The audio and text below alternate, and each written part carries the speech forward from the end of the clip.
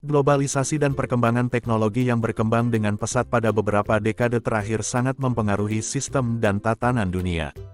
Perkembangan yang memudahkan komunikasi dan informasi juga mempengaruhi berbagai bidang mulai dari bidang industri, pendidikan, kesehatan, sosial dan lain sebagainya. Kemudahan akses informasi memang salah satu dari sekian banyak dampak positif dari perkembangan teknologi. Namun, kemajuan teknologi juga membawa dampak negatif. Sebagai suatu bidang keilmuan, hubungan internasional tentu mendapat dampak dari kemajuan teknologi ini. Adanya teknologi yang menjadikan sistem dunia menjadi lebih kompleks menuntut para akademisi hubungan internasional untuk berpikir lebih dalam dan mengikuti perkembangan tersebut. Lantas bagaimana perkembangan teknologi memberi pengaruh bagi studi hubungan internasional?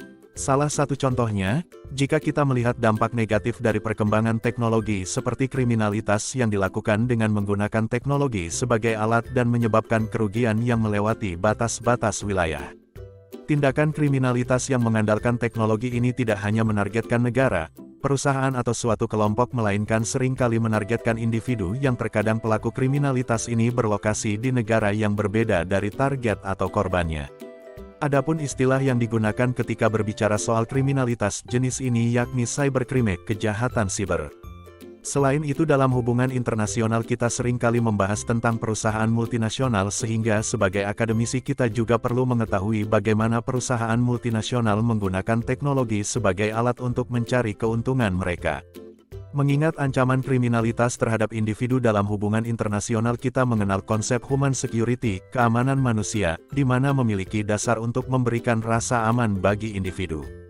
Dengan kompleksnya definisi keamanan yang ada sebelumnya ditambah perkembangan teknologi yang membuatnya semakin rumit, terdapat salah satu istilah yang populer saat ini yakni cyber security, keamanan siber, yang berfokus dalam isu-isu keamanan yang menggunakan teknologi. Kejahatan siber, cybercrime, meskipun istilah cybercrime cukup dikenal dan sering digunakan oleh banyak orang, namun hingga kini masih belum terdapat definisi tepat yang bersifat universal mengenai hal ini. Dalam artikel karya Sarah dan Richard mereka berpendapat bahwa definisi cybercrime berkembang berdasarkan pengalaman, di mana definisi tersebut bergantung pada persepsi pengamat dan korban serta merupakan evolusi kejahatan geografis yang berkaitan dengan komputer atau teknologi. Mereka juga menyebutkan definisi cybercrime dalam The Council of Europe's Cybercrime Treaty yang menggunakan istilah cybercrime untuk merujuk pada pelanggaran yang meliputi aktivitas kriminal terhadap data hingga konten dan pelanggaran hak cipta. Xavier Gis mengemukakan bahwa definisi tersebut lebih luas, termasuk kegiatan seperti penipuan, akses tidak sah, pornografi anak, dan cyberstalking.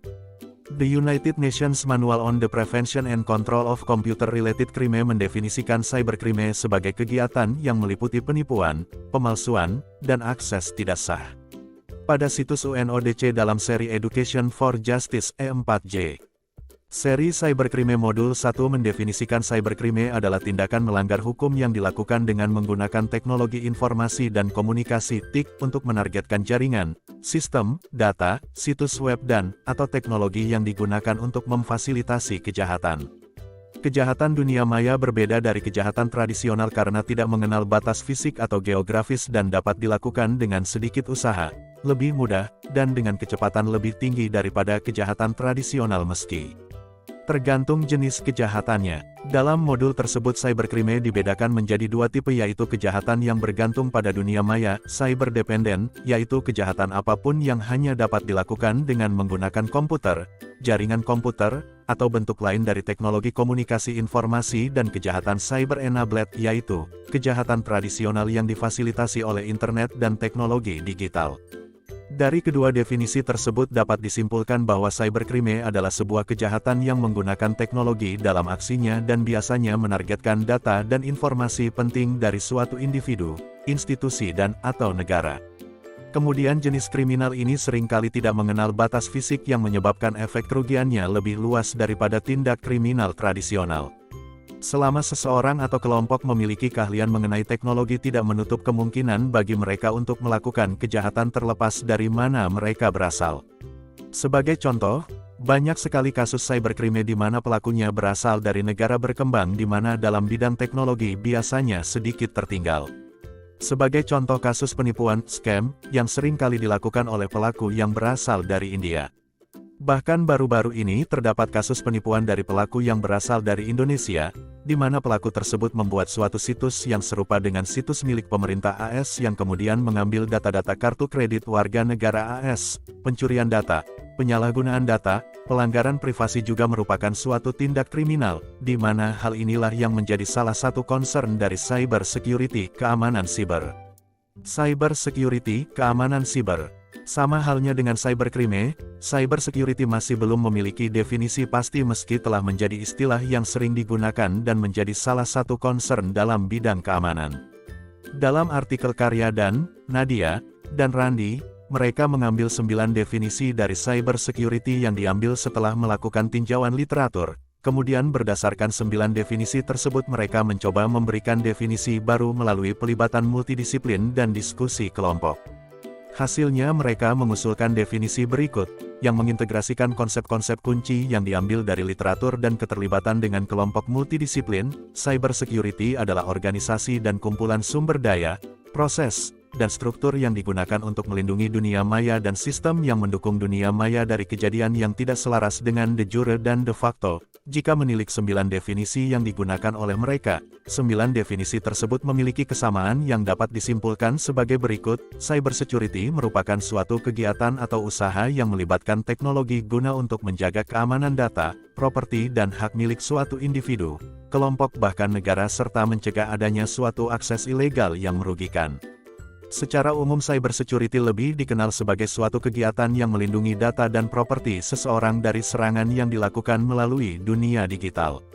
Adapun definisi lain yang dijabarkan oleh The International Telecommunications Union itu, bahwa cyber security adalah kumpulan alat, kebijakan, konsep keamanan, perlindungan keamanan, pedoman, pendekatan manajemen risiko, tindakan, pelatihan, praktik terbaik, jaminan, dan teknologi yang dapat digunakan untuk melindungi lingkungan cyber dan organisasi serta aset pengguna. Aset organisasi dan pengguna termasuk perangkat komputasi yang terhubung, aplikasi, layanan, sistem telekomunikasi, dan informasi yang ditransmisikan dan atau disimpan di lingkungan cyber. Dalam hubungan internasional konsep ini dapat dikatakan telah muncul setidaknya setelah konsep netwar dan cyberwar yang digagas oleh Arquilla dan Ron Fetz pada tahun 1993. Sayangnya, dahulu dalam pengkajian konsep ini masih sering bersandar pada kerangka kerja yang lama, padahal konsep ini merupakan suatu metode interaksi baru sehingga sedikit kurang relevan bila menggunakan kerangka kerja yang cukup lama. Kemudian, mengenai perdebatan utama dari pakar di bidang keamanan siber adalah bahwa di era konektivitas digital, negara tidak mampu mempertahankan monopoli keamanannya. Hal ini didasari oleh argumen bahwa apapun yang terhubung ke jaringan dapat diretas dan rentan terhadap penyusupan. Namun ini tidak berbeda dengan bentuk interaksi lainnya dalam politik internasional. Alih-alih memfokuskan diri dalam kelemahan ini, fokus keilmuan harus pada apa yang kita ketahui tentang bagaimana kekuatan dapat dimanfaatkan dan digunakan secara etis. Meskipun sebelumnya dikatakan bahwa negara tidak mampu memonopoli keamanan, pada kenyataan negara masih mengontrol monopoli atas teknologi dan akses melalui program seperti dalam perjanjian Wassenaar yang membatasi akses ke teknologi penggunaan ganda. Institusi juga berperan, dengan International Corporation for Assignment Names and Numbers (ICANN), yang mengatur domain di Internet. Dengan kata lain, negara masih memiliki kemampuan untuk mengawasi dan mengontrol rakyatnya dan bahkan dengan cara yang lebih efisien karena kemudahan pengumpulan informasi saat ini. Bentuk penegakan cyber security terkait human security seperti yang telah dibahas sebelumnya, cybercrime bisa saja menargetkan individu seperti melakukan penipuan dan pelanggaran privasi. Pada dasarnya privasi adalah hak milik setiap individu yang juga menjadi concern utama dari konsep keamanan manusia. Meskipun perkembangan teknologi dan pengumpulan informasi telah berkembang dengan pesat, hingga saat ini masih banyak pengguna internet yang masih belum menyadari bahwa suatu situs mencoba untuk mengumpulkan informasi mereka meskipun informasi tersebut bukanlah informasi pribadi yang bersifat fatal atau berkaitan dengan hukum. Sebagai contoh saat kita mengunjungi sebuah situs seringkali kita menemukan istilah cookies. Secara singkat, cookies merupakan alat untuk mengumpulkan informasi terkait preferensi pengguna sehingga suatu situs dapat menampilkan produk atau berita yang sesuai dengan preferensi pengguna. Selain itu terkadang seringkali situs mengharuskan pengguna untuk mengisi suatu formulir sebelum dapat mengakses suatu situs secara penuh. Terkait pengisian formulir ini pernah dibahas Kirsty Bass di mana formulir tersebut digunakan untuk mengumpulkan berbagai detail demografis dan juga berfungsi untuk mencatat pergerakan pengguna saat mereka menjelajahi situs web. Ada banyak kasus pelanggaran privasi yang bahkan dilakukan oleh perusahaan besar. Seperti yang dilakukan oleh perusahaan Zoom di mana perusahaan tersebut membagi data penggunanya kepada Facebook melalui fitur login menggunakan Facebook.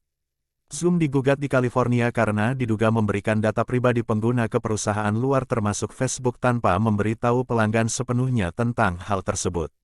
Perangkat lunak Zoom memberi laporan ke Facebook setiap kali pengguna Zoom masuk untuk panggilan konferensi. Setelah pengguna masuk, Zoom memberi Facebook informasi pelanggan orang tersebut, termasuk perangkat apa yang digunakan seseorang untuk mengakses Zoom, model perangkat, dan pengidentifikasi iklan unik perangkat. Facebook juga sering kali tersandung kasus pelanggaran privasi. Salah satunya adalah ketika Facebook ikut ambil peran dalam skandal Cambridge Analytica. Dalam penyelidikan Information Commissioner's Office (ICO), mereka menemukan bahwa Facebook melanggar Undang-Undang Perlindungan Data dengan gagal menjaga keamanan informasi pribadi pengguna, yang memungkinkan Cambridge Analytica memanen data hingga 87 juta orang tanpa persetujuan mereka dari seluruh dunia. Perusahaan yang sekarang sudah tidak beroperasi itu bekerja untuk kampanye kepresidenan Trump dan menggunakan data tersebut untuk mempengaruhi beberapa pemilihan umum di seluruh dunia. Lain itu, mesin pencari terbesar Google pun pernah tersandung kasus serupa yang membuatnya harus membayar denda sebesar 57 juta dolar Amerika Serikat akibat dugaan pelanggaran General Data Protection Regulation (GDPR) di Uni Eropa.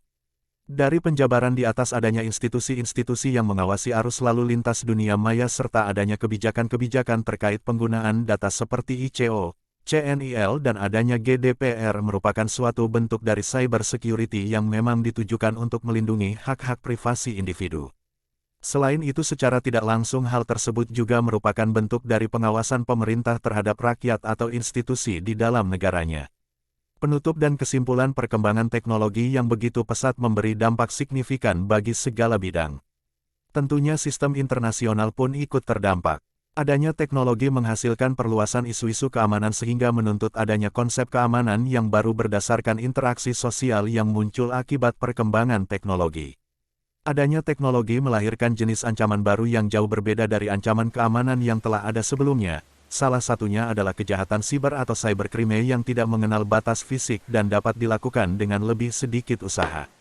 Salah satu kejahatan yang masuk dalam kategori ini adalah pelanggaran privasi dan pengambilan data tanpa izin atau pencurian data. Privasi dan data individu merupakan suatu hak individu yang harus dihargai dan dijaga. Di mana hal ini merupakan aspek dari keamanan manusia yang didasari oleh hak asasi manusia, HAM. Seiring hal tersebut muncul sebuah konsep yang memang digunakan untuk mengatasi kejahatan jenis ini yaitu keamanan siber, cyber security, yang bertujuan untuk memberi perlindungan terhadap privasi dan data milik individu serta menjadi upaya menghentikan segala kejahatan yang menggunakan teknologi sebagai alatnya.